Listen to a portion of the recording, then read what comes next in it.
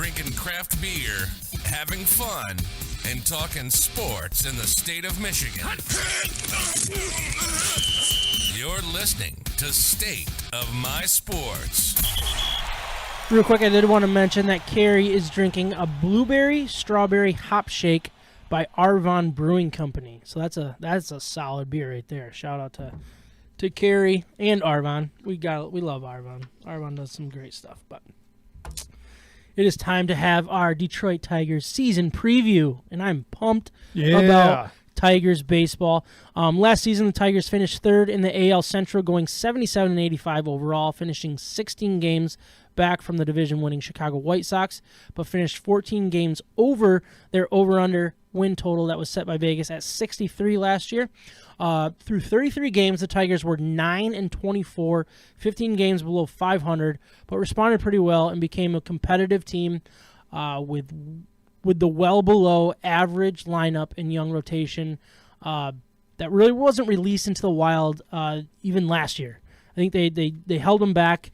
They did all that type of stuff, and it feels like the way that they're building this team, they're ready. And we're going to get into all the details of what this lineup's going to look like, what the rotation's going to look like, the bullpen, all of the good stuff. But I didn't want to start out with what Vegas is kind of telling you about this Tigers team. Their over-under, like I said, last year was set at 63. They bumped it up to 78.5 wins, which is a nice little jump. Still lower than what I expected. I expected them to be closer to 500 when it came to Vegas, but I mean, give or take a few, it doesn't really matter when all is said and done.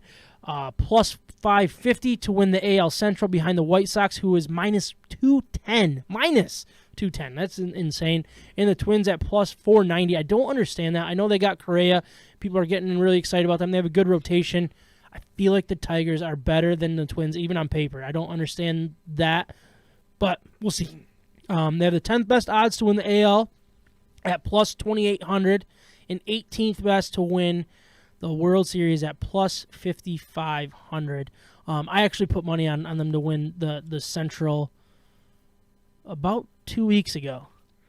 On the Tigers? Yeah. Really? Over the White Sox? Over the White Sox. And nice. And it was actually before the Tim Anderson suspension. Or not suspension. He's hurt, right? Yeah. And then they also traded Kimbrel. So, like, I don't want to say they've no, their lineup is stacked. They're still stacked. And it is definitely going to be tough. They have some question marks, though, They right? do. Yeah. They have question marks. And I'm sorry, but Tony La Russa, he's old as junk. I don't understand how that guy could manage a true contender. He's old as junk. Yeah. Oh, gosh. that's a great statement, right? Yeah, I know. So true. Couple more betting odd things that I want to bring up before we move on to some additions. Casey Mize is ranked 15th in the AL Cy Young odds at plus 3,500. And then Torkelson is third at plus 500. And Green is ranked 5th at plus 1,200 for AL Rookie of the Year. I actually had money on Green to win the AL Rookie of the Year. Oh, no. And then he got hurt. Luckily, I cashed out, so I got my money back. It wasn't like a big deal. But like I just thought, so what are they saying? With 8 weeks or so, I expect probably 3 or 4 more of a rehab stint, maybe even not even call him up unless they actually need him. But let's actually start with that. Let's start with the Riley Green injury. Then we can go into the additions that we're heading into this season. Turns out, so Torkelson made the team. Great story there. We love that. This is exactly what we wanted to hear. And then, Riley Green was probably the best player on this team in spring training. And I know spring training is what it is. It's not like your best player is going to be your best player because baseball is all about averages, right? And the water will find its level. And you don't want to overhype a guy because of a good spring training. But man, he was our best player on both sides of the ball. Well, his misses were good, and that's what we talked about last week. I think is he had a couple home runs where I don't know if he hit it better than 75%. It's like he popped it up and it went over the fence by accident. So when the guy's missing or not putting his best swings forward, but he's still getting the results in spring, that means that he's working on very specific things. That's what baseball's about. Like feel good, see the ball, prep yourself for the season, and he just seemed like he was firing on all cylinders. Seemed like he belonged. Seeing the ball, just the way he swings and his body, he's big league ready. Yeah. It was clear he was big league ready from the spring. He put up better numbers and everything. He looked more comfortable than Torkelson through the spring as well. Yep. So, yeah, I agree with you. I think he was prepped, ready to go, and it's too bad the timing is just couldn't get worse for him personally. Yeah, it really sucks. So what he did is he fouled the ball off his foot, battled through. He actually legged out a triple against Garrett Cole. Yep. Right? This is all that was happening. And turns out, so I think when he was on 30, I don't know if the inning ended or whatnot, but eventually got taken out of the game, got the x-rays. Turns out it was a broken foot. Yep. And, I mean, look, he's young. It happens. A broken foot isn't going to be a massive injury or something like that. But if you rush it, it can be, right? It could cause some issues. And that's where I just feel like it's a opportunity for the Tigers to slow it down. And it's almost like, hey, we can keep control of that extra year. Like, it's setting up okay. I mean, don't get me wrong. I would rather him be on the team. I've said it. I'd rather it. But the fact that the team was ready to put him on the opening day roster and opening day lineup and be our number one outfielder, and that was encouraging to me. That they weren't holding back. And that's what I want to see from the organization.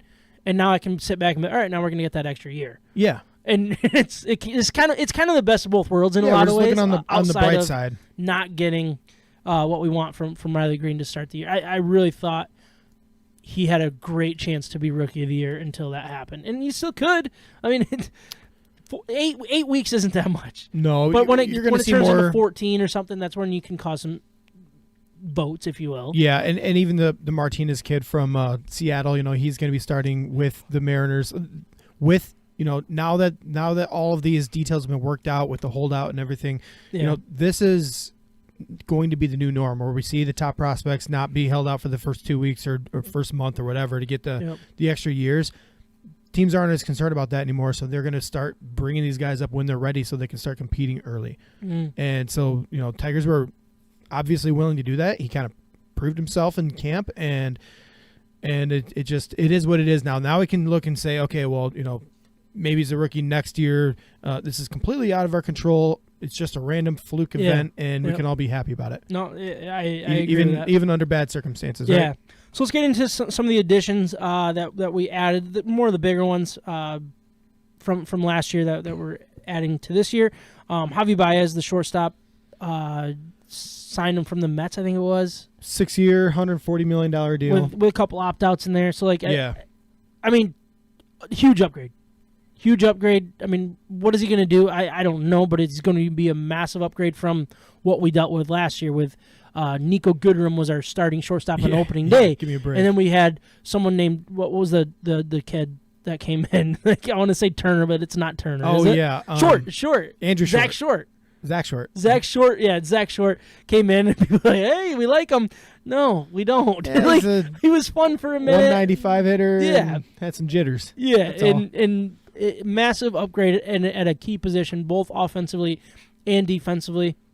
That's going to be fun to watch, and I hope the other things that were added to this roster will kind of relieve some of the stress that he could have felt as being the big name free agent, and kind of feel the weight of the world on his shoulders. But when you get into the other additions and then the rookies and stuff, it's a good mixing pot of where the pressure is going to go. So then outside of more in the rotation, Eduardo Rodriguez, he was the signing, the big signing, I guess, for your rotation. He's going to get opening day nod, which I thought was interesting over Casey Mize. It felt like they were going to give that to Casey and let him be the new Justin Verlander, but take that stress away, take that extra pressure, and just go out, put somebody out there and go have a good start that's been around the league. That's really important when it comes to opening day stuff. Yeah, he's right? established, and he's been looking good. He's been building up to this recently, and I'm excited about having that lefty break up the rightiness in there too. Yeah, like they're going to be going lefty, righty, lefty. I think with Torque or with Skubal. So you got Eduardo, Mize, Skubal, Manning, or Pineda or whatever. Yep, exactly. So you get that back and forth, and now you're not going to squeeze those lefties right next to each other. Yeah, I do like that. Pineda was the other signing, if you will, for the rotation depth for the Tigers. This one didn't. It's not a splash by any means. It was I think a 1-year deal, not a ton of money. But he was one of the better pitchers down the stretch last year, and if he can kind of keep that rolling, he could be a good piece, a good 4th or 5th guy, wherever it lands. We need that because we still have 3 young pitchers that were going to be the core of this rotation. And I'm sorry, they're going to go through their bumps. They're going to go through their bruises. They're going to have their arm stuff that they're, all right, we're holding them to 4 innings today and all of that kind of stuff. When you can have a Michael Pineda, who's been around the league, again, another veteran guy, good signing. And it'll be interesting to see how it all gets maneuvered because he's definitely an upgrade from the Tyler Alexander and the other name's escaping me for the long reliever. Willie Peralta, I guess he's not really a long reliever, but it relieves them to be like, hey, if somebody gets injured, then you bring in the Tyler Alexanders or Willie Peralta and figure that out. No, I think you nailed it we have a young pitching staff. Like, they're going to go through stuff. There's going to be question marks about their durability throughout the season. So when you have a chance to have a guy like this, this isn't going to make them a World Series contender. Yeah, exactly. We're not expecting it to be, but this is just another solid signing that we desperately needed, in my opinion. I think we can maybe look forward to some of these younger guys moving forward, some of the prospects coming up too to fill some of these needs. Yeah. But I don't want to count on it. I don't want to have to count on it. I want to bring them up when they're ready and let these veterans fill some innings. And even if he turns into a long reliever, who cares? Let's fill some. Let's bridge that gap. If we're having a bad game, toss him in there, let him pitch until the 6th, and then let your relievers take it from there. Yeah. Another, I think, underrated move that we're kind of forgetting about, and this was actually, I think, last season technically. I think it was before this was early. The new calendar season technically started. I feel like it was like during the World Series almost. But the Tigers traded for Tucker Barnhart, who's the catcher, veteran catcher. He's caught some really good pitchers, a playoff leading, catcher, if you will. Like he's caught a playoff rotation, and he's been in the playoffs. He's done what he's done. What he does is not going to explode on the page or anything like that. He's not going to put up numbers that were like, oh, this is awesome. But it's all about how he catches our young rotation and the mix of what he can do with these guys, the Casey Mize and the Tarek Skubal, the Manning, and even the Pineda. Like, Rodriguez, like how he catches a game, how he calls a game, how he works with AJ Hinch are the important things of the value that he will bring to this organization. He's known as a defensive catcher. He's known as a stud behind the plate, and all the advanced stats prove that as well. Yeah, it's not like a crazy great arm, but he's very technical, right? Like he's a good receiver. He gets those extra calls. He's athletic behind the plate. Yeah. He calls good pitches. He's able to win strikes on low pitches and outside. He makes it look good for the umpire. So overall, I think it was just a good, solid move to bring another one of these. I like athletic catchers too. I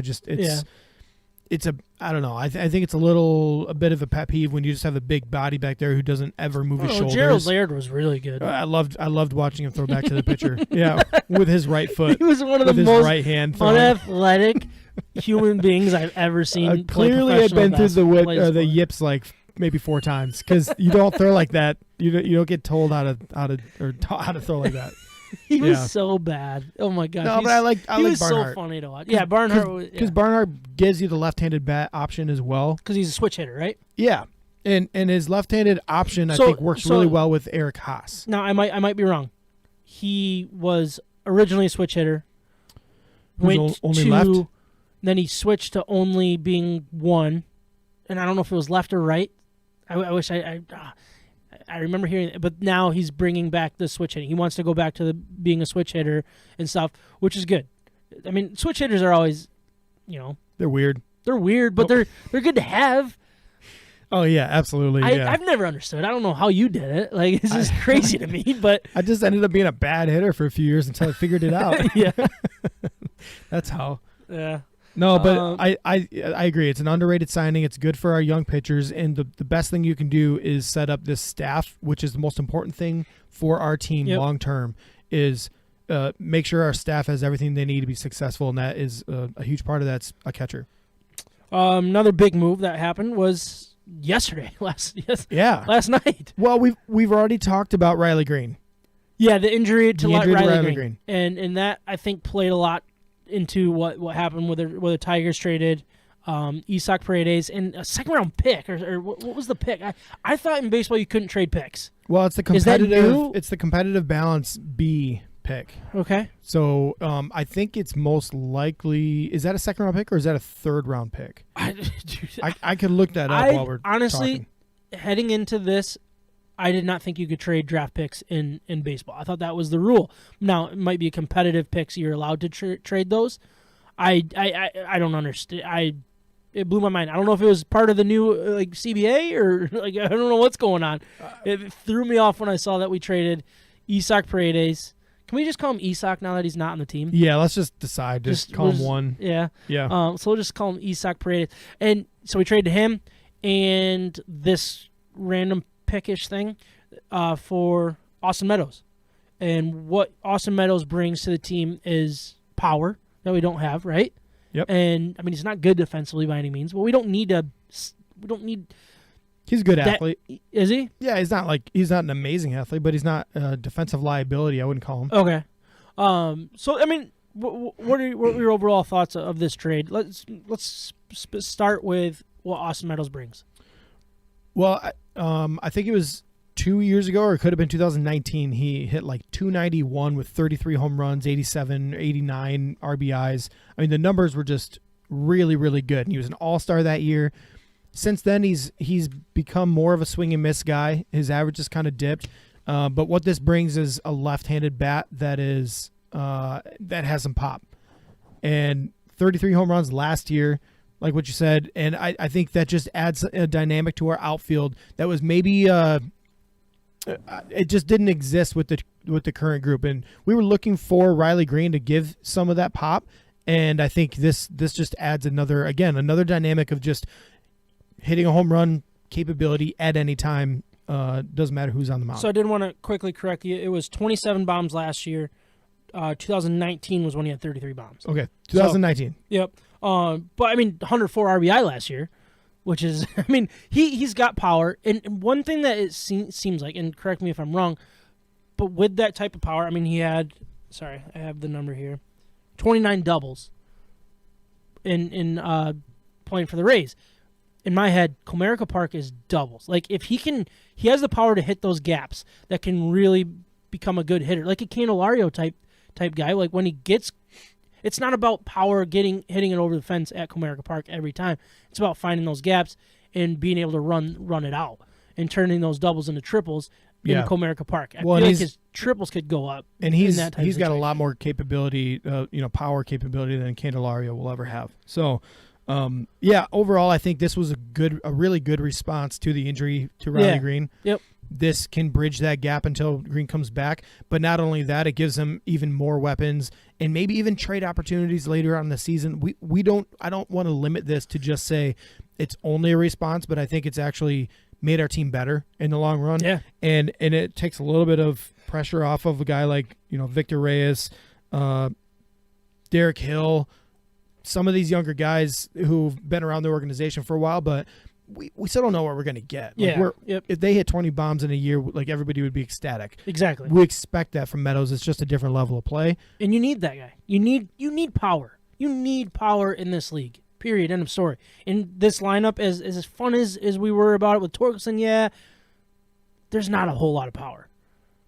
Well, but he just made our starting nine that much deeper. So, like, power where you weren't expecting it can all of a sudden start showing, and a guy can start swinging for power more often. And I like Isaac Paredes. I'm a big fan of his. He sees the ball well. He gets on base. But we have a log jam in the infield at this point, and he wasn't going to get obvious playing time anytime soon. So this, to me, is something where, like, if he were to eventually have years like what we've seen from Meadows already in the bigs, then we would be pretty excited about the opportunity of him, or the capabilities of him, being added to this lineup. So right now we've just kind of traded for just, maybe 2 or 3 years down the road, and the Rays are always looking for more years of control and cheaper options, right? So looking at the trade from, like, a 2,000 foot, or what do they say? Whatever, it doesn't matter. you look at the 100-foot view or something like that. Yeah, something like that. I forget how many feet it is, but maybe. That's a long way to hit a baseball. Yeah, but anyway, it's like 100 feet. you look. Yeah, I think I can do that. 2,000. What did you say? 2,000, 2,000, 20,000. But anyway, it's like Might be a record. at first I was like, "Whoa, we just got Austin Meadows." I love that, and I'm like, credit to Valedo to go out, make a move, be aggressive, and it feels like he just finally won his first trade of his life. That's what my first thought. And then I sat back. I'm like, all right, this is with the Rays, who when was the last time they lost a trade? Don't lose trades. They don't lose trades. Yeah. Avila doesn't win trades. So what are we missing here? And like I don't want to put a damper on it because I'm excited about it. I think it's the right move, especially with the logjam. And I feel like it's a little bit of extra confidence. Was that Verona that just scored that? Yeah. He just said yes, it was. Yeah. He answered you. So I need one more from with him. his head. Give me an empty netter, buddy. Going to like the. I'm sorry, I completely lost track of what I was saying. But the logjam that we have, there wasn't going to get that playing time, and it's a good opportunity for Isaac Paredes too. Now, I also am curious of what that means for third base because. Last year, it was we moved Candelario to first here and there to make room for Paredes to play. Who fills that need as the backup third baseman? Well, we have two Castros on the bench at this point. But Willie's doesn't have a good enough arm to play third, right? Willy Castro? I feel like that's what they said. That's why he was better as second baseman because he didn't have the arm to play short. He's not a natural. He's got the arm. He just he's got like almost the yips from the infield side where he just doesn't know where it's going right now. All right. Harold Castro can play third base. He can fill that need, and I think he's a good guy to just get in the lineup. Okay. He can hit 290 for you. He's not going to give you much else more than that. Yeah. But he can fill a need. Again, though, I go back to like Javi Baez. If we break down that signing, did we overpay for him? Yeah, I think we did in the long run. Now that we see what the other shortstops got after the holdout. Yeah. So now that we see, now we can compare and say, Tiger's overpaid for this, but it's not a ridiculous number. It's not going to destroy our franchise by any means. But what it did, again, is just overall the upgrade of last year's shortstop play and dependability and production from that position compared to what we're expecting out of Baez, even as like maybe an oversigned or overpaid shortstop. It's not even close. You can't compare what he's going to bring. It's going to be way better than the production we got last year on a decent team. Yep. Right? And so the same is true out of Meadows here. Is he a swing and miss guy? Is his average low? He's not a very high on base guy. He might walk 50, 55 times a year. And he can strike out 120, 130. Well, who doesn't strike out these days? Yeah.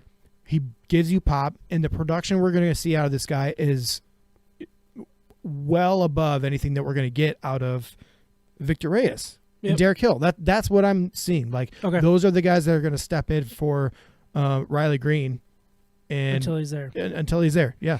And at that point, I'm sure we'll have an injury, and having four good outfielders is a good thing. Yep. So let's get into the starting nine.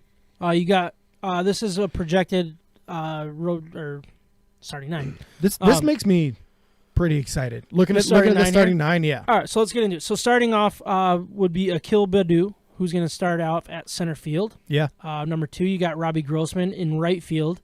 Javi Baez batting third for shortstop. Again, this is just a projection. It's going to change day in and day out. That's just the way it works nowadays. Can we just break it down? Those are the top three real quick? Yeah. So there. Baddoo hit his 4th home run of the spring today.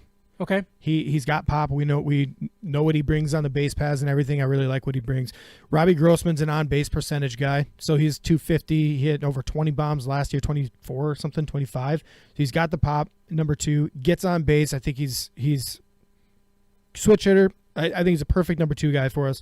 Javi Baez, he's got something to prove this year.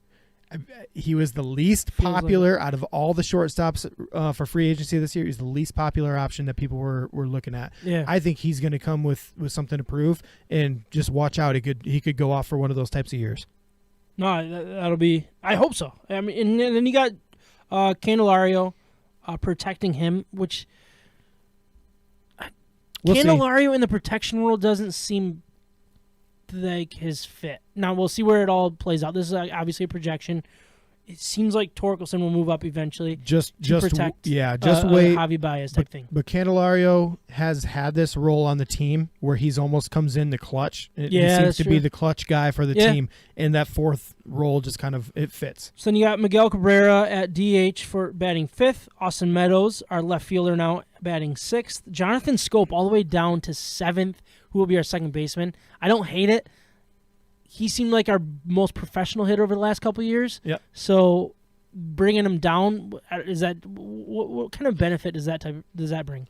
Well, it just shows the difference in depth. Yeah. We're not going to rely on Jonathan Scope to be a number 3 hitter in a lineup. Yeah. Like he never should have been in the first place.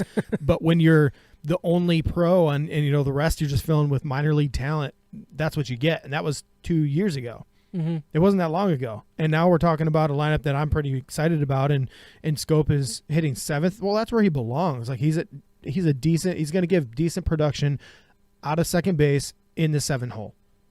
And then you got Torkelson right behind him batting 8th, and then Tucker Barnhart batting 9th. Do you think this will be kind of the everyday roster, if you will, when push comes to shove, when you're playing against your normal righty lineup, or what are we looking at here? Yeah, I think it definitely could be. I really think that they're going to try to mix up these players as much as they can. I expect the Castros find their spots. Too, I expect Castros to get Harold Castro and Willy Castro to get some time. I expect them to get some at bats and fill in pretty regularly, and I think Victor Reyes and Derek Hill will get some time in there too. But overall, the outfield right now feels more solidified than the infield. And so, like, if I don't know, this is kind of hard to explain, but I guess if Torkelson is going through something, they're going to give him days off. They're going to let him clear his mind. I think Candelario too. Like, if you start off the year poorly, sorry, we're going to bring in some one of the Castros to see if he can hit. Shoot, I forgot what I was going to ask you. A couple of these guys could move like up as much as like 2 spots in the lineup too. If you look through there, like Baez, Candelario, Miguel Cabrera, Austin Meadows, Jonathan Scope could all bat in the top 4. Yeah, right. Yeah, you could rotate those guys around. I could see. I mean, I don't want to see it. I hope everybody just hits 280 and above, and that'd be awesome. You don't have to touch the lineup. But I could see a guy like Robbie Grossman or Akil Baddoo swapping spots, or one of them dropping back towards a little bit lower in the lineup. Yeah, sure. And bumping a guy up just to get a little more pop at the top. But they all have it. Grossman feels like he could be a really good 9 hitter. Yeah, kind of turn that lineup over and have that second leadoff guy instead of your number 1 being your only lead. You know what I mean? He's such a professional hitter. Yeah. I don't think he's going to be at 9, but I get to the point. Yeah, it makes sense. Now, I remember what I was going to ask you. So, obviously, I don't watch Houston. I didn't watch Houston in their heyday and stuff, but in my head, they had their starting 9 and they stuck with it, and that was kind of their go-to. Like, they would have a few guys go in and out. Now, do you feel like the Tigers are deeper than what the Astros were? That AJ Hinch will do that and kind of go away from what worked for them with the Astros, or are we still too early to kind of compare AJ Hinch with the Astros and Tigers with the Astros? Well, I think what they had was a couple of guys that moved all over the field, and they didn't have their spot, but they were everybody else's filler. Okay. And I'm blanking on his name. He's bounced around the league now quite a bit. I think he's with the Yankees right now, isn't he? I don't know. Old Astros guy, shortstop sometimes when Correa was out, but either way. So I see a guy like Jonathan Scope. Like, how often have we seen him play first base in recent years?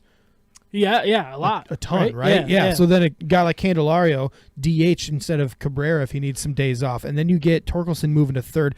Like this, I just feel like these guys are not locked into their only position that they play like a lot of the guys on Houston was doing.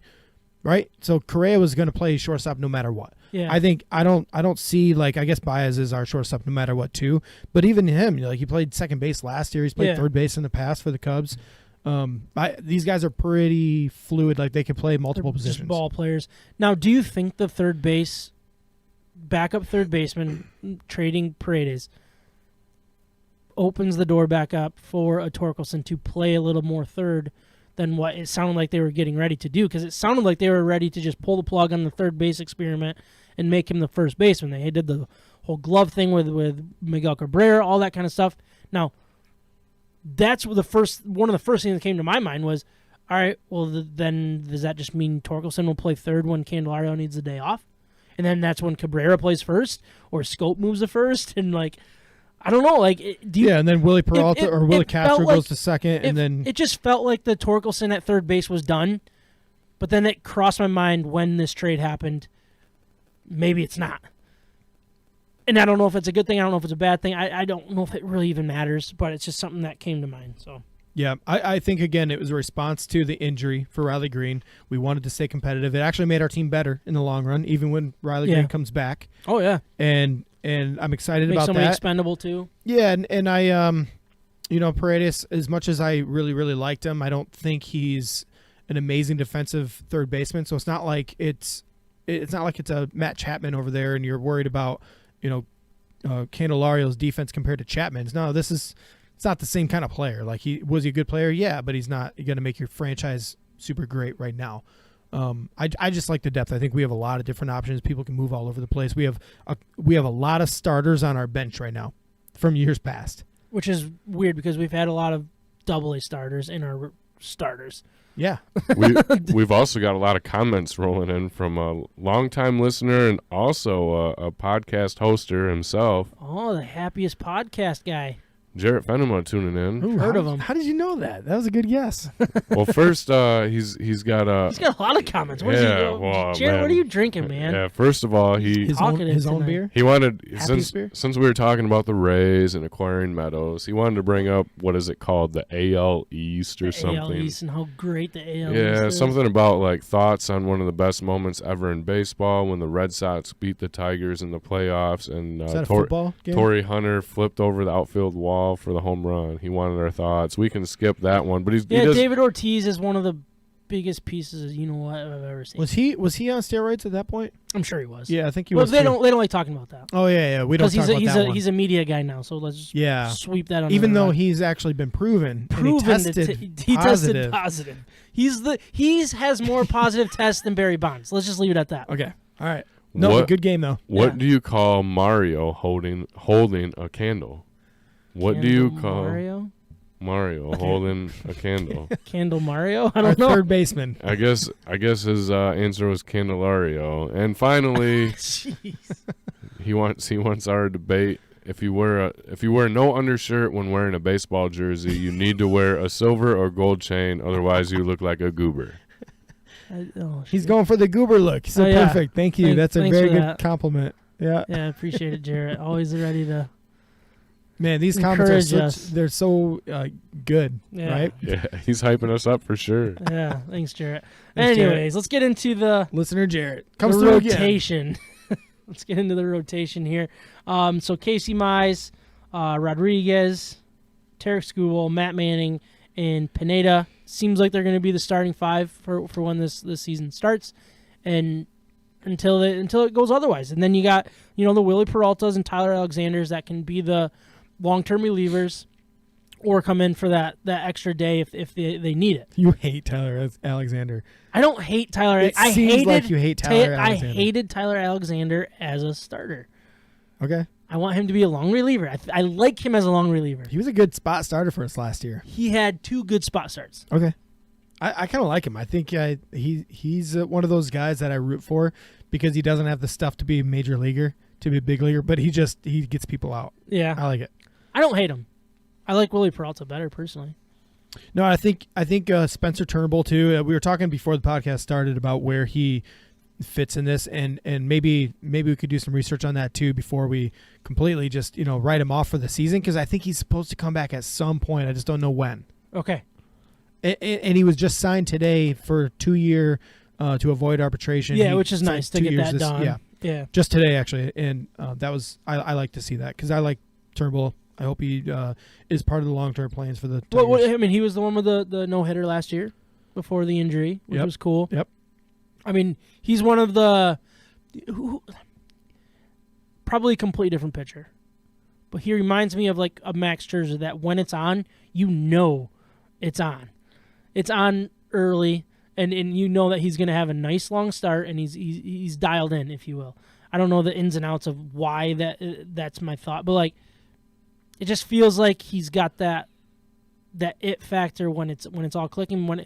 goes bad. And you know what? A better example would probably be Matt Boyd, I guess.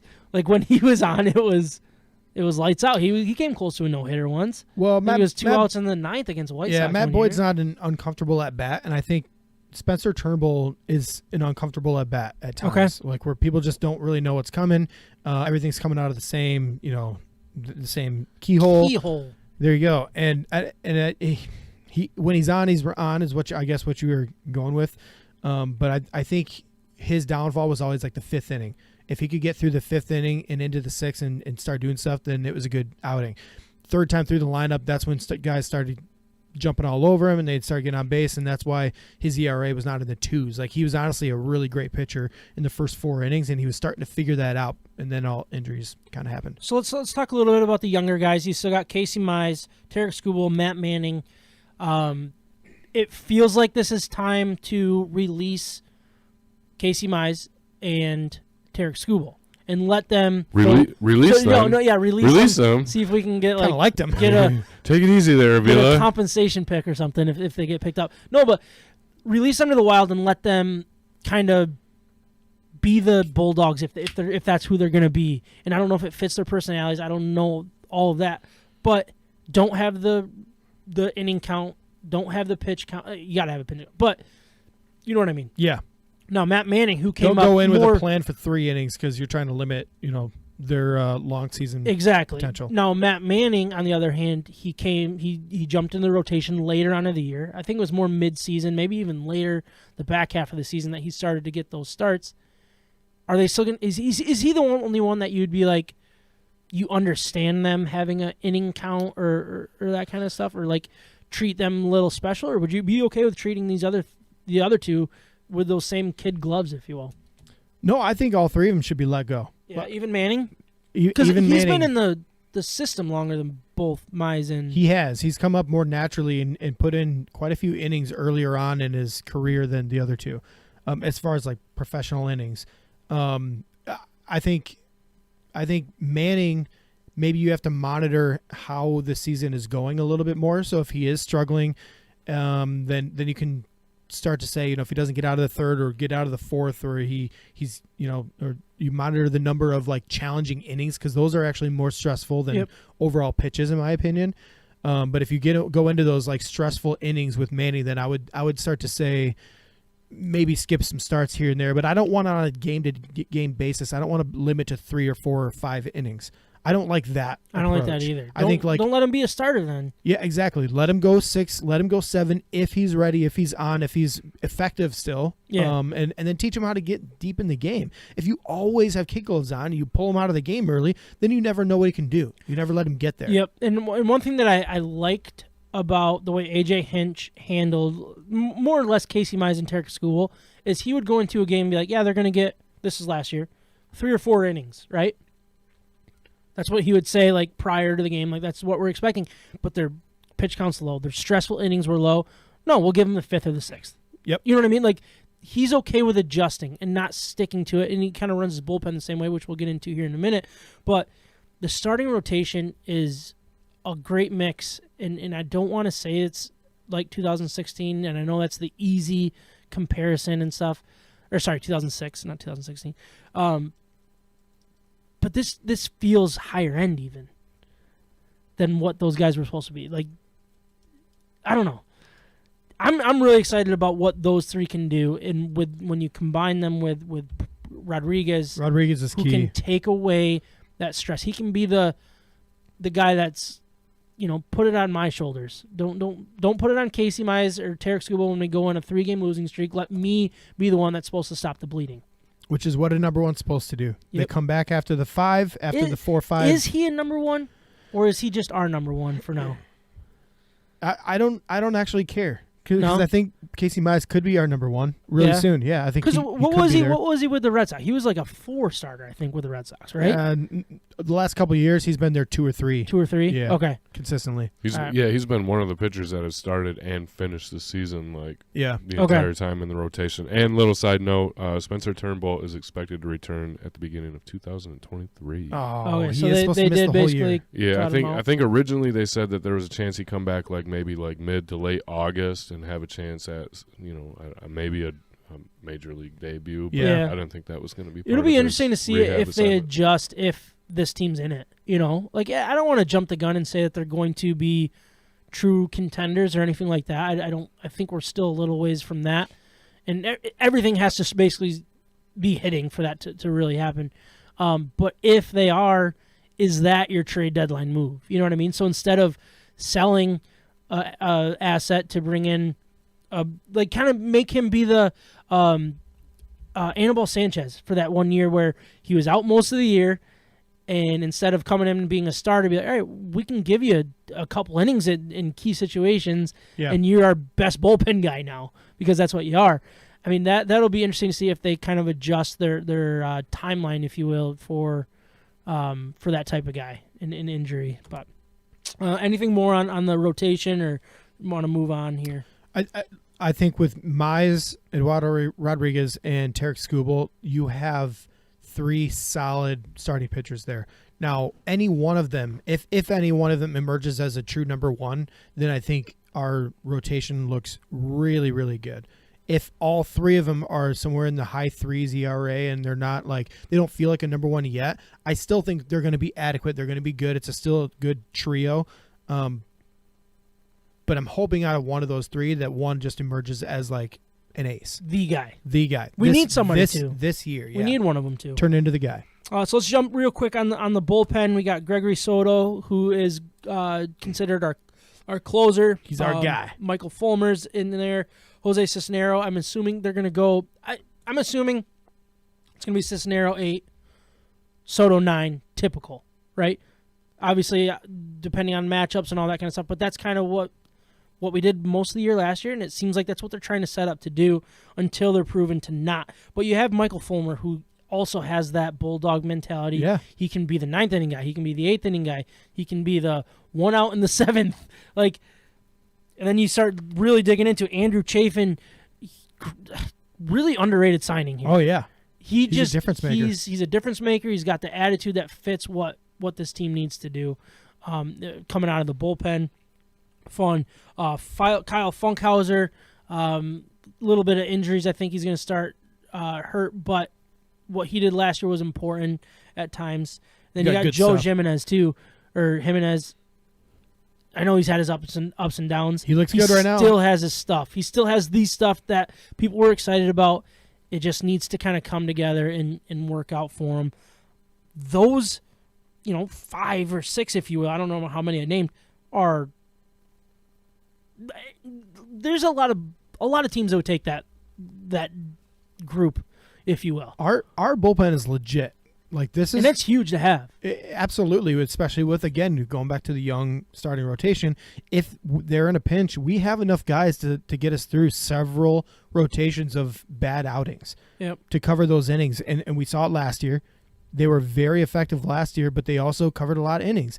And as our starting pitchers get better, that's only going to set up these guys to be more effective and for A.J. Hinch to have more options in the late innings. And what you were saying about Cisnero being an 8th inning guy, I think Chafin is an 8th inning guy. I think Michael Fulmer's an 8th inning guy. I think Jimenez could be an 8th inning guy. I think Alex Lang has a good enough arm to be a 7th inning guy. Yeah. I think a lot of these guys, Jason Foley, another young reliever who is going to add a lot of depth to this group, and we're in a good spot with our bullpen. I think, again, people will start to shine and turn into maybe their role more. Yep. And I'm okay with the competitive atmosphere where guys can step up and make that be their role. What I love is when we're in the 6th inning and we can even have multiple guys to cover the 6th inning. We can have a guy to get to the 7th and then 8th and then a 9th. And it's like, where do they stand a chance? Yeah. If we can't get through the 6th, we're not out of options. We can finish this game. When this team was bad last year, our bullpen was bad. A lot of these guys that we're going to rely on, they were bad. But they were also very stressed because we had to shorten a lot of starts. Where we were pulling guys out in the 4th and 5th inning constantly, for weeks on end, where it was just causing extra stress on this bullpen that you don't want to have. Now, if our starters can go longer, our bullpen will stay healthier. And another thing that's an underrated point about all of these guys that we've mentioned is they're not lefty righty specialist. That's a thing of the past. It feels like you need guys that can go out and get outs, and you need guys that have starter stuff with the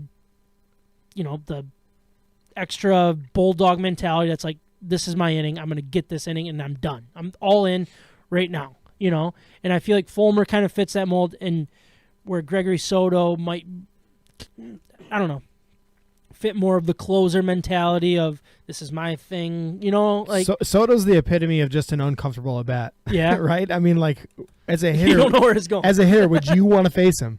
I wouldn't want to face anything. No, he's got so many I wouldn't body want to parts. face Zach Short either. He's got so many body parts just flying all over the place, and it's 99, 100 miles an hour. Like, that's not a comfortable at bat. And his numbers back it up. So Okay.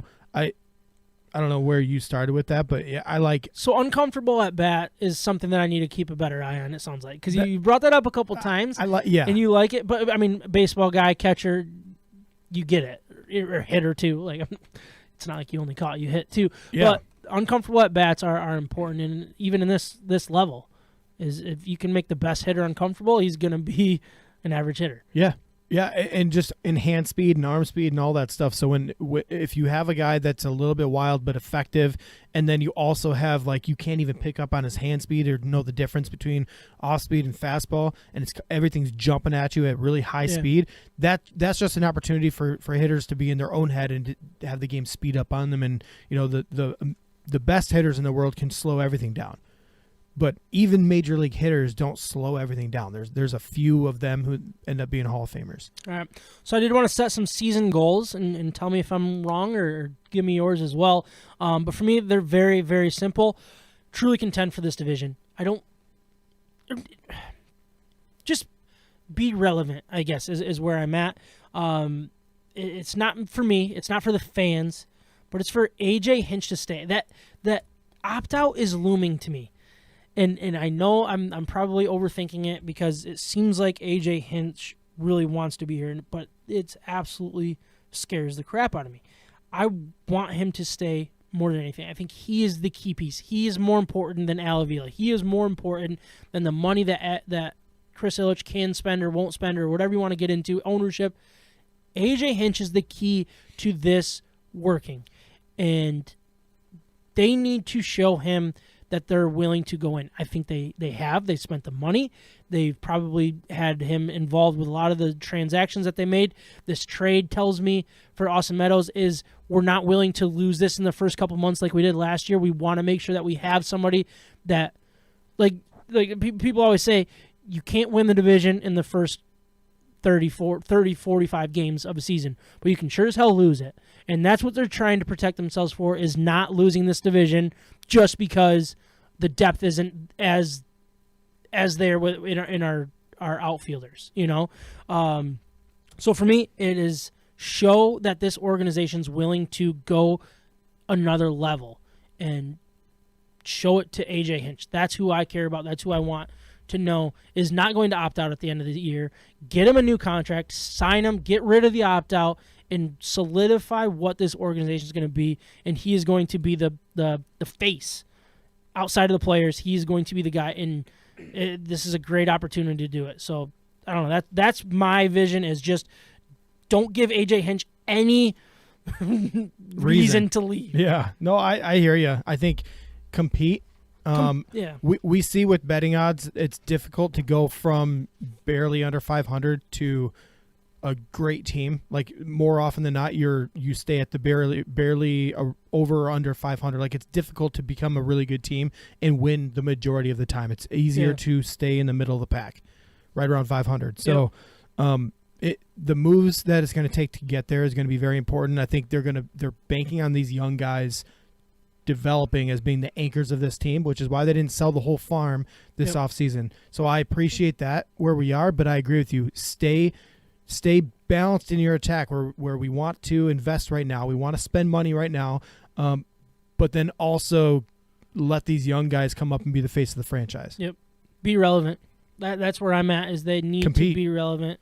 Yeah. He's a competitor, right? Like, A.J. Hinch is the ultimate competitor. He's the guy that didn't care about numbers or was creative in his managerial style with relievers and everything else back in 2016-17, let him go through that again. Let him get creative.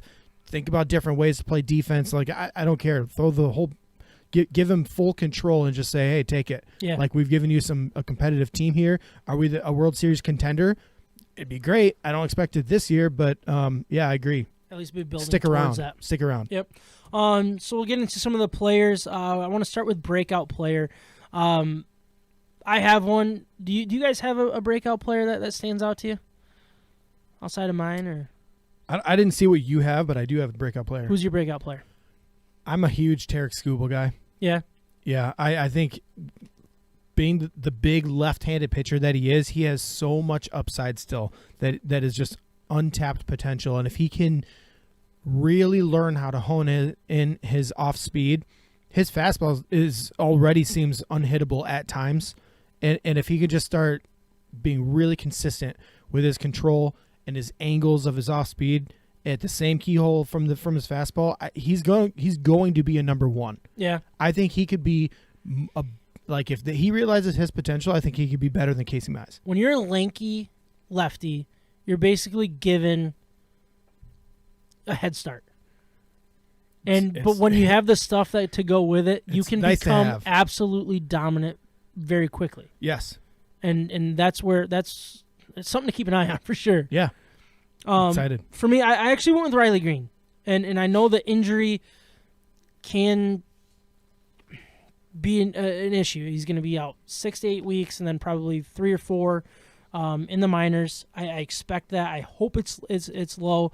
But I just think he's ready to explode on the scene of not only the Tigers in Detroit, but just in this league. I think he could be the guy that people are talking about.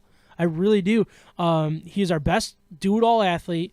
And for everyone who fell in love with a guy like Baddoo last year who was like, oh my gosh, this guy, he does it all. He's so fast and he hits the ball. Just wait till you see a truly elite prospect do the same stuff that Baddoo did, but only better. People are going to fall in love with this guy so stinking fast. And the reason why I picked him over a Torkelson is because when things get tough for a Torkelson, it's going to get really tough. And it seems like he's kind of a one-trick pony. That might not be fair, but that's not true. But it feels like it, right? It feels. How dare you? But the perception is he's going to go out and hit 40 bombs. Like, that's what we're told. That's what we were told from the day one when we were picked him. That's what we have envisioned. Whether it's fair or not, I think it's unfair. But the perception of him will be he's a one-trick pony. If he's not hitting home runs, he's not doing anything else. Where I feel like Riley Green, when things get tough with the bat, he's going to do it on the defensive side, and it's measurable. It's not just a good first baseman. Like, you know what I mean? Like, a good first baseman, you only notice when he's bad, right? Yeah. It's just about catching the ball and not making mistakes. I'm okay with your answer. I just don't like your explanation for why. But you understand the perception I that get it. Tigers fans, not necessarily baseball elite, but Tigers fans will have. That's kind of where I'm going with, and that's why I went with Riley Green. Got it. I like Riley John, Green. who wins, me or Ryan? He had something to say until you said that. Yeah. Yeah, he said no comment.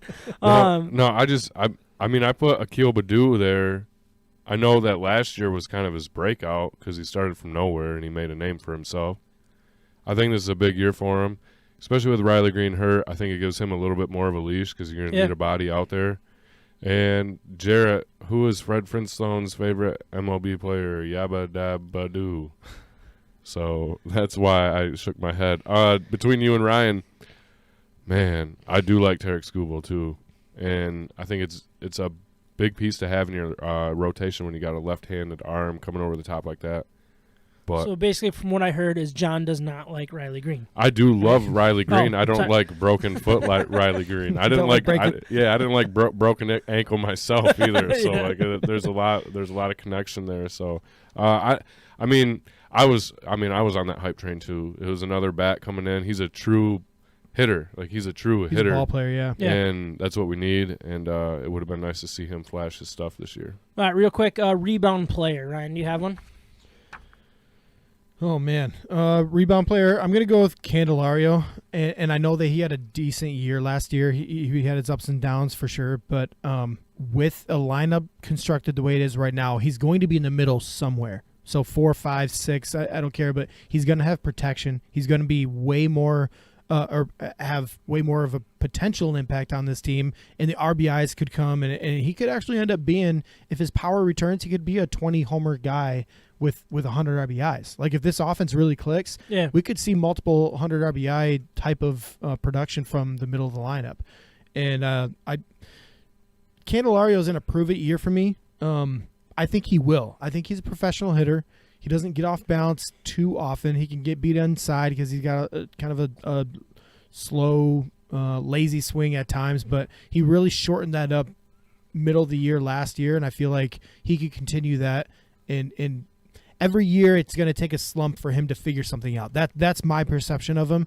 But I think this is his year to really prove himself. Yeah. I went with actually Willy Castro.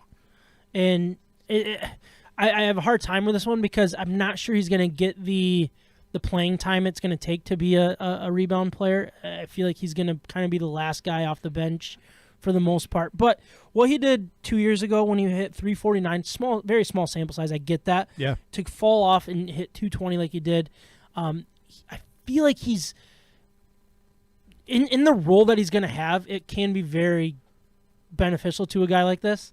And I'm very interested to see the way it's going to work. Again, I don't know if he's going to get the playing time to be truly considered. What's going on here? Truly considered a rebound player because it's just not there. It's not available for him. But that's where I went. And I get the Candelario one, though. I think both of those could happen. So Dark Horse MVP, I'm going to go first with this one, and then you can jump in. But I'm going to go with Austin Meadows. I really think a professional hitter. He's going to come in and be the power, be the guy to just it might not be the prettiest. He's going to strike out a lot.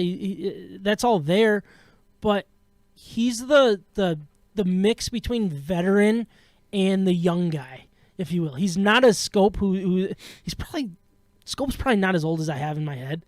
He's really not, yeah. But like Austin Meadows kind of fits that gap of the young guys with a lot of pressure and the veteran who you know what I mean? Yeah. He kind of falls right in that. He's a tweener when it comes to that kind of stuff. So I'm interested to see what he's going to do, and I think he can be kind of really important to this lineup. Well, baseball is such a head game, right? So like if you have the confidence, if you think of yourself as the guy, that can go a long way. And I think bringing him in this organization where Parker Meadows is one of the prospects in the minors, his brother, I think it makes a difference. I really do. I think it could make him expect himself. Like it could play a mind game in his own brain to say like, hey, you're the guy, act like it, like you're the example for your little brother and everything else. Like they traded for me, it feels good to be wanted, and everything that comes with that.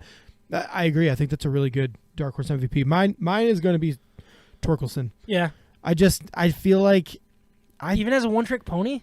He's just not a one-trick pony. This guy's a really good hitter, and when he gets hot, he will show people what he's capable of. I'm not expecting him. I'm not going to say like he's going to just be in the MVP race through the end of May or anything like that. But last year in the minors, he started off slow, and then what happened when June came around? He was killing the ball. He mashed in June and July. It was insane. He went from high A ball with the Whitecaps to AAA, and it was just nonstop hitting from there. So the dude can hit, and he has one of the highest hit grades. If you go back to when he was drafted, he has one of the highest hit grades they've ever given out. I think it was an 80 grade for drafting in baseball. It's a lot. So I'm just, if everything clicks with him, if he can stay on off speed, if he believes in his hand speed and everything, and to hit the high balls and everything, he could just take off. He could really be a true Rookie of the Year candidate that blows everybody else out of the water. John, did you have anything? Just a couple more comments coming in. Jarrett, if it's another bad joke from Jarrett, I think we should just cut it off, right? Jarrett wants to know what type of land does Austin Meadows prefer? Question mark. Mountains. Yep.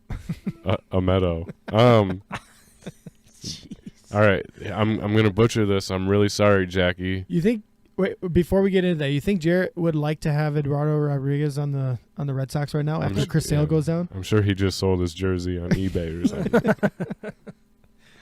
All right, sorry. What was Jackie going to say? Jackie N. This was a tough one last week. I think it was because we were drinking those Yeah, corner man. So it's easy. Corner. So it's easy this Easy week, this right? No, not the beers I had on the boat earlier. Nedzelsky. Nedzelsky. Sounds right. I'm sorry, Jackie.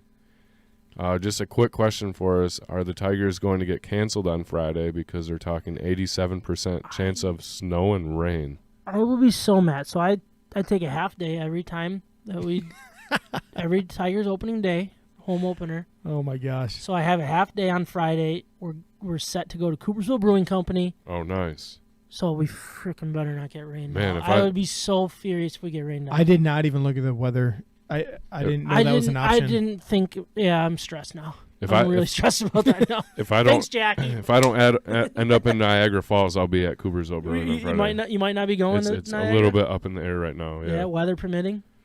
Something like that. Weather permitting. Opening day in Niagara Falls, All right, Ryan. Start us off with under the radar player. Will I go check on the kids? Okay, go ahead and check on them. My under the radar player is Robbie Grossman, outfielder. Last year he was really, I feel like he was the most dependable hitter within the lineup on a regular basis. He is the walk king of this lineup, so he's going to be on base. And with the production, the added production that we have signed with Javi Baez, with Austin Meadows, with Scope being down on the lineup, that'll just open up the opportunity for Robbie Grossman to score, just be on base and make a difference and score more often than he has previously. But not only that, his power really came through last year, and I people are just not even, they're forgetting his name in this lineup, and I think he is way more of an impact player and way more of a professional hitter who will do the little things like show the rest of the lineup what the pitcher's offering, because he saw 9 and 10 pitches, 3 at bats in a row. Long term, over the course of a season, that makes a really, really big difference. And not only the lineup, but also getting rid of the starting pitcher early on in the game and everything else that professional hitters are really good at. Robbie Grossman has that kind of a feel to him. He's going to be in the lineup every single day. He's consistent. I think watch out. He's definitely under the radar in my mind. That was one thing too from last year. I noticed is usually you have guys that are all like power first, right? Just trying to hit bombs and aren't trying to foul off pitches, waiting for their pitch. They're too impatient at the plate. Yeah. Where he's got that combination of both. Where, like you said, he's always in a 7, 8, 9 pitch at bat. And then he still has the potential to burn you if you throw the wrong pitch to him. Yeah. And like you said, that takes a toll on the starting pitchers as the season goes on.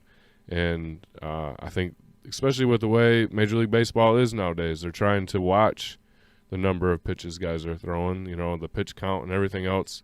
I guess in the pitch clock, too. Like, the flow of the game, he can disrupt that in more than one way. Yeah, I think Robbie Grossman's a good one. Robbie Grossman. I actually went with Tucker Barnhart. For the reasons I kind of already brought up, I think he's just an underrated, not really underrated, but what he's going to do is not going to be measurable. The addition to him is such a massive upgrade from what we were dealing with when it comes to, if you look at the catchers at the starting of the year last year, who I can't even remember their names because the two guys were released or gotten rid of before. Grayson Griner. I think Griner was number 2, but there was a guy that Jake Rogers in there. He ended up coming up and performed well before the injury. But there was the starting catcher. I can't think of his name. He was the exact opposite of what Barnhart is. Terrible receiver, not really even a good hitter. Like it was just bad. I'm drawing a blank. Yeah, before Eric Haas and all that too. Yeah, it was before Eric Haas exploded on the scene. All that stuff. I mean, John, can you pull up who the starting catcher was for the Tigers last year? But I don't know. I like what Tucker Barnhart brings. I think that was the first move of being like, hey, we're we're going to upgrade. We're going to upgrade all of our positions basically, and upgrading at catcher with the Jake Rogers injury was important, and they went to it before the season even ended, I feel like, and I love that one. While John looks up who the catcher was, because it's going to bother me. Well, the numbers won't tell the story all the way, and that's a good under the radar pick, because a guy that will have a big impact on the team, but you might not necessarily see it in a batting average or home runs or RBIs. Eric Haas, I fully expect to be an offensive weapon on this team. Yeah. Yep. But Barnhart might be the base. He might be the core. He might be like the foundation of the catching group. Mm-hmm. Any prospects that you want to keep a closer eye on? I think they're the bigger names are out there, obviously. That we're all interested with the Dylan Dinglers of the world, and I don't even want to consider our other guys prospects. Torkelson's no longer a prospect; he's on the team. Riley Green is no longer a prospect; he is a Detroit Tiger. That's the way I want him. I'm That's fun. setting it in stone. What Austin Romine. he was on there, but there was also one more. I got Romine. I have Haas. I have Grayson Griner. Jake Rogers. Man, Jake Rogers. That's a lot of all it's catchers. showing. You might be thinking of 2 years ago, Saltalamacchia? Not Saltalamacchia. That's the name that keeps coming to mind, but I know it wasn't him. Okay, all right. No, I'm telling you, we signed It was somebody. like 3 years ago, maybe 4 years ago. Oh, man, it's gonna bother the crap out of me. Do you have like the opening day roster from 2021? Maybe type in that. I feel like he was the opening day catcher. I feel like it was Romine, but No, it wasn't. no. Okay. No, All right. Romine's a better You're catcher probably than the right. person I'm thinking of. Because there was also the outfielder that. Don Kelly. Yeah, Don Kelly. Nailed it. Got it. Anyway, all right. Prospects. Under the radar prospects. Top prospect. Anybody that you're keeping a close eye on that could even contribute to this season. That's kind of where I wanted to focus on. Wilson Ramos. Oh, Ramos. yeah. He Thank you. He was leading MLB in home runs For like catchers, right? 3 games into the season. Oh, He had yeah, like that's 5 or right, 6. yeah. Slugging percentage too. I think he mixed in like a couple doubles too, and it was just like through the roof. Yeah, and then he was awful. And he got released, I think. I remember, yeah, he did. I remember on this podcast when we were just like blowing up about him and Badu, and I was trying to just keep everybody like, just hold on, he'll come back to life. Thank you. Oh, that was going to bother me. I'm so glad we got that figured out. Okay, back to the prospects, right? Yeah, Top prospects, not counting the obvious ones that we all know about. Yeah. So I think Ryan Kreidler Kreidler. I hear Kreidler on the radio. Do you hear Kreidler? Yeah, Okay. I hear Kreidler. Yep. I've always said Kreidler, but I've heard the same thing. So Kreidler is a unique prospect. He's listed as a shortstop. He's played shortstop all through the minors, but he's 6'4", 208 pounds. He's a That's big more dude. of a third base body, It right? definitely could be, yeah. But he's not a typical. He doesn't have he's a good hitter, average wise, and he gets on base, but he doesn't have a ton of power. Okay. So interesting prospect. If he starts getting more mass to him and he starts learning how to hit the ball up instead of on a line, he could really benefit from that, and he might turn into a really good big league hitter. Still yet to be seen. So he's an interesting guy. He could definitely fill a role in case of an injury or something. Would along he those fill the lines. role of a Isaac Paredes? I think he's pretty similar, and he might have taken the pressure off of getting rid of Paredes to have a guy like this in the background. And then I see Joey Wentz and Alex Valedo. I'm thinking more Joey Wentz for a guy that really could have made this roster if his innings were good enough from last year. So he was coming off of Tommy John 2 years ago, didn't pitch at all in 2020, and then came back late last year, right? Not late, mid. And had COVID stuff going on too during the year. But he was part of a trade that would be. What trade was that? We got him from the Braves for Shane Green. Okay. Yep. And he came in and he was dominant for our double A team at the time when he came in for after the trade. And then last year, there's a lot of coming back from injury and COVID related stuff and everything else. But he looked impressive enough in the spring where he, I think, carved out a role and he got the attention of the big league club. And now it's a matter of maybe limiting his innings early in the year so that he can make an impact late if needed. Okay. So I like Joey what Wentz. That was a very interesting one to me. And Alex Fiedo is interesting only because he has something that made him an elite prospect at one point. I think he was in Baseball America top 50 at one point, right? Yeah. When we traded for him. When we got him part of the trade. Alex Fiedo, we drafted him. First round draft pick out of Florida. Gotcha. Who am I thinking of? I don't know. It's a good question. All right, doesn't matter. But Alex Fiedo, it's just injury after injury. It never seems to be falling into place. He's 26 years old. It feels like it's a last-ditch effort, and he might be the one that if something hits the fan, he might get that call up and see if you can strike gold, right? See if it just needed to get to the majors for it to finally click, because that happens sometimes. Oh, yeah. Kind of with I mean, you go back to Matt Manning. He wasn't having a good year at AAA, and they called him up, and then he kind of found his thing with the majors, and they didn't send him back down.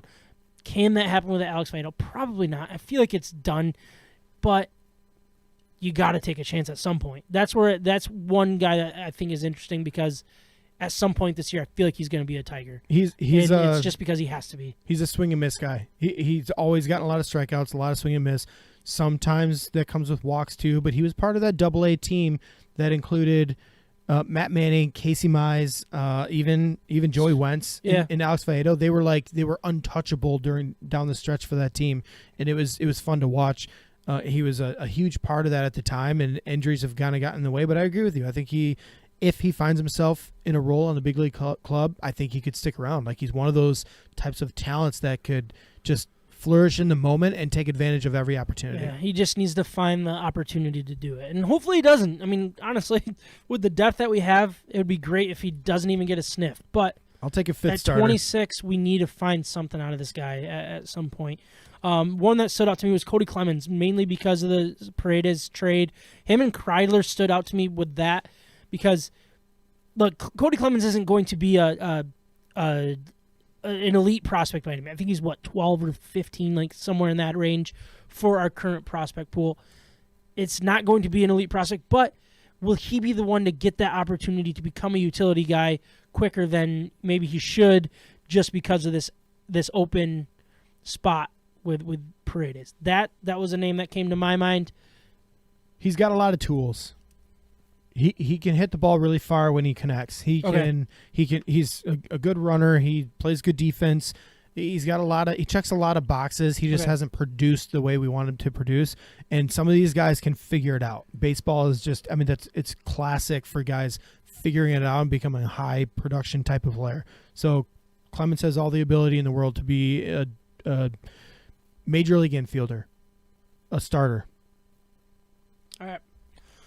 So those are all the names. John, did you have anybody that stood out to you? Oh, just one big name.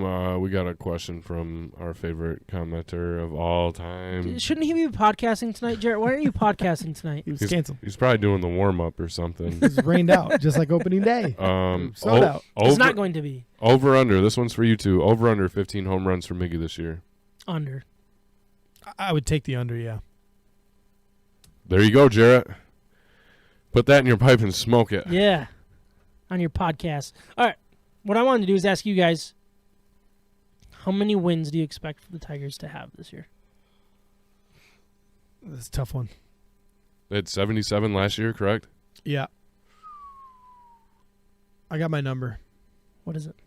85. 85? I would consider 85 a successful season. All right. I think I maybe expect 82 to 85. In that range. I'll round up in honor of Calvin Johnson, 81. I was going to say right around 80. Yeah, I'll take the over on the win total. I was going to say 89. Ooh, 89. Yeah. Wow. I think it's going to click, man. I really do. If they're going to compete for the division, yeah. I think probably need 89 wins. I feel like this team is ready. And I'm ready to get let down. That's where this is, honestly, the Tigers are the first team in how many years that we're going to go into a season and being like, whether they're high expectations or low expectations, like, we have legitimate expectations for this team. And we will be disappointed if they go on a 5-game losing streak. We will be disappointed if they lose 10 of 15. Yeah. Like, that kind of stuff will matter to this team, and it will matter to us, and I am so excited to be mad that my team isn't doing good. Because I haven't, like... I don't know the last time I've been that way. I mean, you're so right, obviously, but like This is legitimate.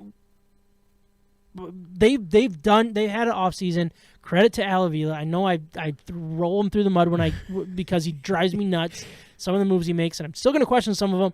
But what this organization did in this offseason, and I think the Austin Meadows trade was just it's not a Correa sign. It's not a massive splash, but it told us what signal. It's exact. That's a great way to. Right? Oh, I like that. There you go. I really like that. It is a signal of what they want, and I am completely bought in now.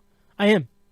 It might not come together this year. It might take another year, but I'm ready. Yeah, you're to right. be disappointed. If they go on a losing streak, we're all going to say you're a better team than this. Yeah. And we haven't said that in years. Yeah. And it's not going to. Yeah, I don't know. That's where I'm at, man. I'm pumped. Jarrett said 80 wins for Detroit, and Kerry said 88. 88.